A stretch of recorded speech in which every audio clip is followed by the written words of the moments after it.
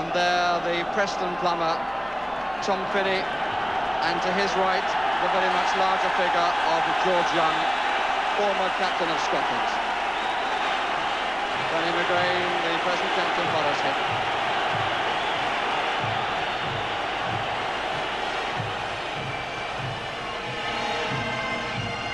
First, the bands will leave as we look at the Scottish lineup, which shows 3 changes from the team which beat Wales by the only goal of the match scored by Hartford. George Burley comes back for his first full game for 2 years. Danny McGrain, the skipper, who had a cold and wasn't able to play against Wales, and Alan Evans, who played so well in the European Cup final for Aston Villa. David Neary will now move to midfield, and no place could be found for Gordon Strachan or John Robertson. Facts which have not been greeted with universal approval north of the border.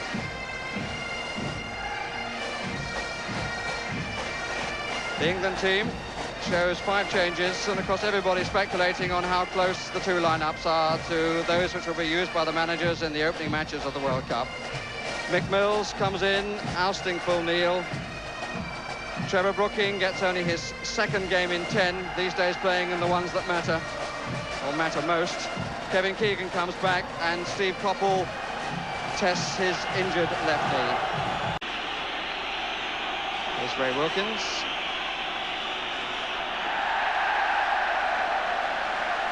Was for the first challenge won by George Burley, but in the opinion of the referee, the first free kick of the match. Well, if he gives them for that, he's going to give a lot this afternoon. David Neary under the ball. Good stretch by Evans, comes down to Brooking. Oh, that's not a bad try by Trevor Brooking. He hit it so sweetly. Wilkins leaves it. Mills has Butcher forward and might get on the end of it. And did, but couldn't keep the shot down. Brooking. Keegan and Mariner in the middle. There's Mariner! It was a clear header, which he directed wide. Brooking, the provider, 2ing the men in the middle. Mariner met it comfortably, but gave it too much to knock it wide of what for him was the far post. Got a cue on the near post. At the back is Robson. And a flick from Butcher off the crossbar, finally in by Mariner. It was Burley who knocked it up onto the crossbar. But once again, Paul Mariner is the Johnny on the spot. The whistles go up from the first corner, all sorts of problems for the Scots. And not up there by Butcher. Burley off the crossbar, which is square, but in came Paul Mariner. Souness, number 8, and Hartford with the plotting. And Hartford strikes, and Chilton with his body entirely in line of flight. Look at him move as the ball is played. Look at Chilton, comes across, moving now. And in spite of the block, he's across and gets his body as it curls into him a little bit. Burley forward. Jordan. Brazil, handball! By Thompson. Now is the referee going to give it in or out? He's going to give it out. And it was so close. Thompson with the foot up on the hand, desperately close. The referee's got the wall back, but he hasn't got Mariner back 10 yards, I wouldn't have thought. Dalglish with the chip. And wide of Shilton's right-hand post. And here's Dalglish. Burley. So far, everybody moving away from him. Now Dalglish comes shorter. Jordan is on the far post. Oh, save! And Thompson much indebted to Peter Shilton. Intention to head over the bar, but he nearly produced a spectacular own goal. Indeed, it caused the first real exertion from Peter Shilton. And the best effort from Scotland has come from an Englishman. Souness! Was very well struck. And there was quite a crowd, I think, in front of Peter Shilton. And he didn't get a completely clear view of it. Knocked it up. But the recovery was comfortable, and Souness was denied. Hansen. Run at a bit of a stretch.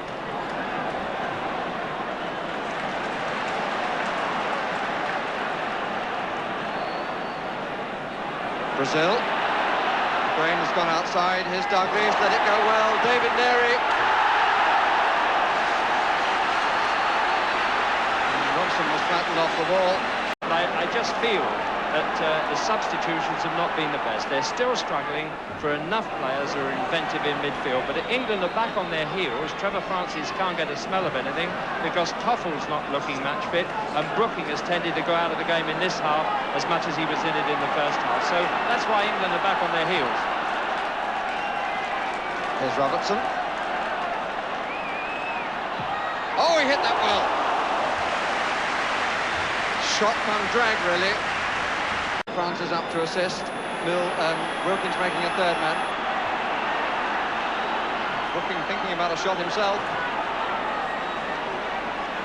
McDermott and Robson. Francis. Gone for the left. It was McDermott who came in. And the effort by Francis had eluded Alan Ruff, who, conscious of his near post, seemed to me to have cramped himself across a little too far.